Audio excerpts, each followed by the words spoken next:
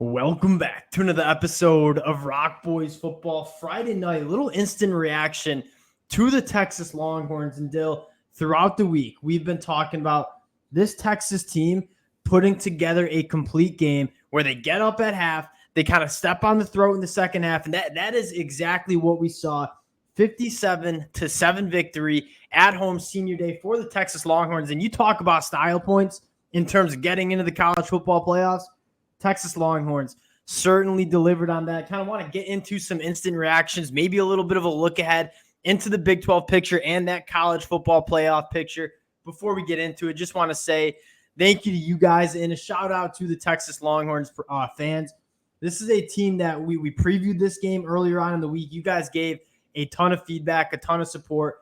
Can't thank you guys enough for rocking with the fellas. If you do enjoy the content, consider subscribing to the channel, and more importantly, would love to hear your guys' takeaways as well in the comment section. Dill, going to give you the T-box here. Texas, absolute dominant win against Texas Tech. How are we feeling here? And I kind of agree with you. As much as that was a dominant win, and that's as good of a defensive football as I think you'll really see played in the country. Yes. I mean, how good that front seven especially is, and then what they can do in the back end, taking the football away like a dominant unit. But I'm kind of with you. I think as much as this score kind of shows pure dominance, this offense can clearly be better. And we'll start on the defense, but I'm with you. The offense, and I think a lot of Texas fans, we've talked about this, like finishing drives in the red zone. I'm pretty sure Bert Auburn had 5 field goals in the first half. Maybe it was just 4, but at one point he had 5 field goals in this game. And you saw Coach Sark going into the locker room. I mean, they were up, 7-26? And he was visibly frustrated with not being able to finish drives because he knows if you want to go win a national championship, which this team, from a talent standpoint, clearly can, you have to be able to finish those drives. It's been a problem for Texas this season. We'll get to the offense. I do think there's another gear that they haven't yet reached, but this Longhorns defense, going back to the summer and talking about why Texas might be special this year. We didn't talk about Quinn Ewers or Xavier Worthy or A.D. Mitchell. We talked about this defense, specifically the front seven, and that group was absolutely dominant today. I mean, what those linebackers do, I like that's the best group of linebackers in the country, right? I think it has to be with Hill, Gabenda, and Jalen Ford. The list goes on. Like, you got 3 guys who, again, Anthony Hill Jr. for a freshman, unbelievable. But those two, Gabenda and Jalen Ford too, like they're all just so dynamic. They're legit playmakers. They're not guys who are stuffing the stat sheet by making those 5+ yard down the field tackles. They're all up around the ball. They're all making huge plays. They're all so fast. I'll put my stake in the ground. I don't think there's a linebacker core that's even really close to a Texas. Anthony Hill Jr., I mean, that's some Harold Perkin vibes from him as a true freshman in terms of his playmaking. He obviously had that unsportsmanlike conduct earlier, but after that, I mean, absolutely lights out. I'm surprised you went to the linebacker group first because, I mean, where I think this defense is truly special is on the inside of that defensive line. I think there's an argument to T'Vondre Sweat. You're putting your stake in the ground with the backers. I'll put my stake in the ground right here. T'Vondre Sweat, I think, is the best defensive player in the country right now. I mean, what he is doing from the inside, not only being that presence in the run game, he has an 18% pass rush win rate. That's better than a lot of the NFL edge rushers that are going to the draft next year. I mean, his ability to not only two-gap and be dominant in the run game, but stay on the field in third down and get after it. And then you're not even talking about a guy like Alfred Collins, who I thought was absolutely phenomenal today as well. I mean, you look at that group. It's such a good group. And I think you talk about the linebackers playing really good. I think it starts up front because those guys on the inside keep those dudes clean in a big-time way. No, and I like me saying that about the linebackers and taking away from that defensive line as a whole. I mean, such a good unit, obviously. I'm with you. T'Vondre Sweat, like the way he dominates football games is like very rare, I'd say, for college football. But you notice when you have the defensive tackle who's that good, it's so disruptive. I think Ethan Burke is incredible rushing the passer. He's a big-time playmaker. You're right. They just got guys in this front seven who are coming at you in waves. They're very deep, and they're so disruptive. I gotta include Byron Murphy too. Massive. Shouldn't have left him out because, again, you talk about not only the first-line talent, but the depth they have, just rotating those guys in and out. It's a hammer, and the hammer just keeps going into these offensive linemen. They get grinded down. But one of the biggest takeaways that you might be most excited about is I thought this secondary group was as good as we've seen, and they lost Watts early in the game. Malik Muhammad, I thought, played extremely well. Derek Williams, and two true freshmen that are playing at an extremely high level. Barry Morton, what? You check the box score here. I don't think he went over 100 yards here. 19 of 36, 36 pass attempts. He registered 88 total yards, 3 interceptions. A lot of those were in garbage time. I believe he was at 36 yards passing in the late in the third quarter. Nothing was easy downfield for Texas Tech. In taking the football away, and you talk about the guys, the young guys. I mean, Terrence Brooks, sophomore, Derek Williams, freshman, Malik Muhammad, freshman, and those are the guys who are making the plays. And that's not to take away from who I think might be the best guy in that unit, and Jaron Thompson. Jaron Thompson does everything for them. He's a ball hawk. He can cover. He's really, really good in the run. He comes up and thumps guys. I mean, this defense as a whole, just unbelievable. And it's one of the best units in the country. The encouraging part, I think, for Texas, you're looking, the young guys they're not like necessarily leading the way because the old guys are so good, but they're coming along at an incredibly high level. And you just look, you might have something building that you can kind of see going forward. This isn't like an LSU in 2019 where you have a team that's going to be 1 year and you don't know what you're going to have next year. Like, their young guys are all really stepping up and playing really, really well. And especially on the defensive end where you struggled for so long, it's very encouraging to see a defense that's not just like bend, don't break. And that's okay for a lot of teams. But this is a defense that's up in your face. They're taking the ball away. They're creating negative plays. It's a different culture. You're starting to see a change in culture. Well, that's kind of what I would call it. Like the last couple of years, like they had some talent on defense, but that culture wasn't right. This culture is right. This looks like an SEC defense. And if you're a Longhorn fan, like looking forward to going and playing in the SEC, this is a defense that's going to play well in the SEC. You probably couldn't say that 2 or 3 years ago about this Texas team.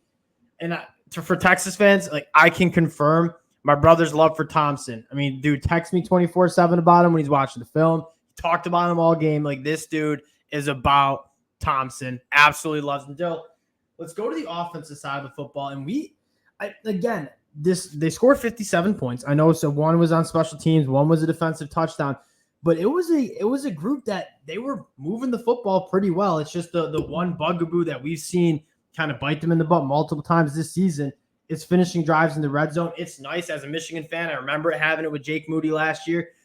It's nice to have a good kicker. You don't want your kicker going 5 for 5 though, because that means you're settling too much. But outside of that, like the Texas Longhorns, they all had almost 600 total yards. Like they were moving the ball.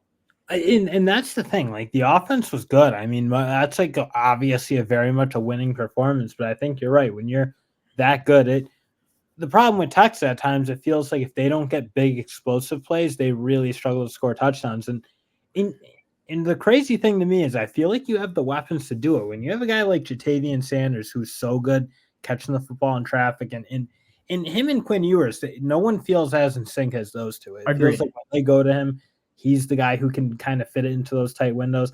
And then, frankly, you have a guy in Xavier Worthy he gets a crack, and we saw that in that touchdown he had today. Like I feel like he can score touchdowns in the red zone. He's so explosive. He's so athletic in those like short range areas because he can get moving. It doesn't feel like they should be as bad as they are. And I don't think it might be a little bit of a luck thing, but it is a problem. And then no doubt, Coach Sark obviously visibly frustrated going into half. He was up 26-7, I believe, going into the half, and he was pissed off. And like I get it, and you're being nitpicky about this Texas team because you know how special this team can be. And when you're going and competing for national championships, the margin gets small. And like being able to score 7 points as opposed to 3 points when you get inside the 30 or the 20. And you saw that against like Oklahoma. That's like obviously they score one of those touchdowns in the red zone, not get stopped in the short yardage plays. That's an easy Texas win. Yep. Texas is the better football team. I think anyone with 2 eyes can very much see that. So you're right. It is obviously nitpicky, but if you want to go win national titles, and Sark is obviously very familiar with that with his time at Bama, you gotta be nitpicky, and you're right. You do need to finish off drives, and I think it's very obvious with the way Sark kind of reacts when they don't finish these drives. You can tell it's it's bugging him. I do want to talk real quick about the running game we kind of said, like, Jonathan Brooks, the season he was putting together kind of rips your heart out with the ACL tear, because he was, I mean, legitimately one of the best, if not the best back in the country before he got hurt.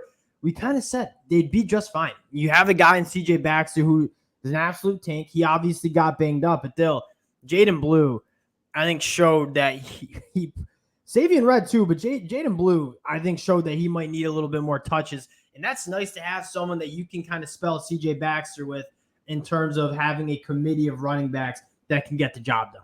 And he can hit that explosive play, which is a big part of what Texas is doing. So that's like, again, you look how he can complement what Baxter does. Baxter's a hammer. He's your all-down back who, again, grinds your yards out for sure. But you do see that like electricity, if you will, in Jaden Blue, which is a very, very important thing for Texas. You saw how good Jonathan Brooks was in terms of doing that and getting points by hitting those 50-plus yard runs and doing it. And again, you got a guy like Jaden Blue, which you kind of know when you're a team like Texas, you have just probably such a depth of talent at the running back spot. They showed that tonight. There's a lot of great high school running backs, and Texas attracts a lot of great football players. So you see it. You kind of knew it, but it is nice to see that offensive line also have a bounce back, because I thought against Iowa State that's about as bad as I'd seen. The offensive line dominated. Like, and I think a lot of the sacks that Quinn Ewers took, and we can kind of talk Quinn Ewers a little, he's just trying to find that consistency again. And you see glimpses of that top gear for the Texas Longhorns. And that top gear is one of the best offenses in the entire country. You haven't seen him keep it in that gear throughout a full game. And that's what excites me the most about this Texas team is, what if they continue to keep it in that top gear? And this is one of the most dangerous teams in college football, because you look at that defense and how dominant it is. You saw them take it to Alabama, and Alabama right now looks like one of the best teams in the country.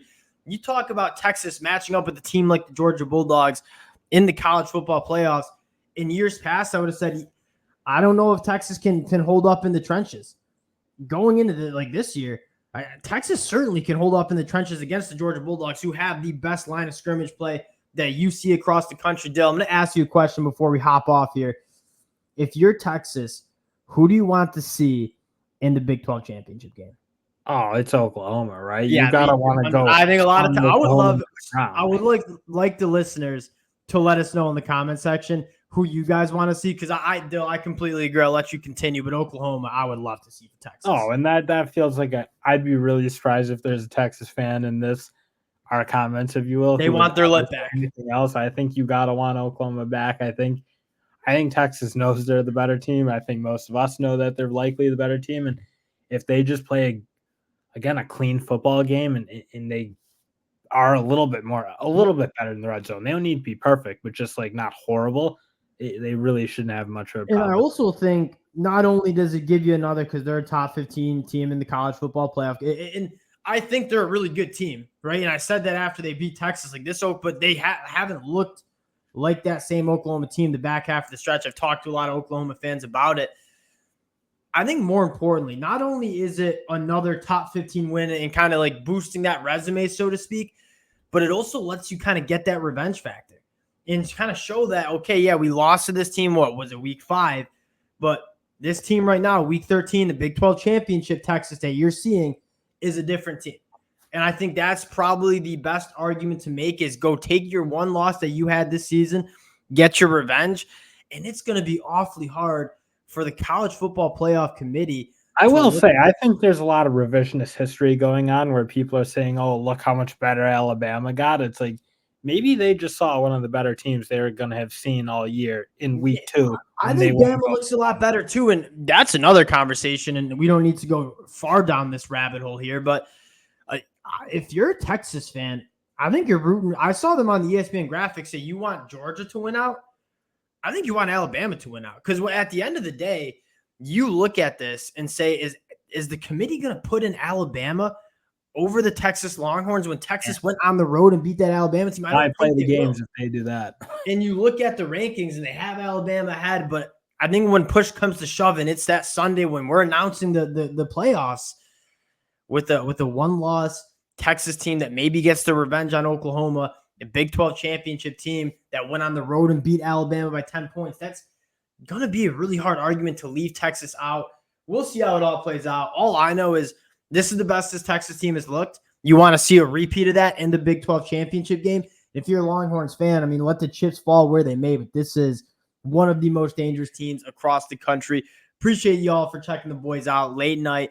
Wanted to hop on and talk about the performance. Appreciate y'all rocking with us. If you do enjoy the content, again, consider subscribing to the channel. The support means a lot to the fellas, and we'll talk to y'all later.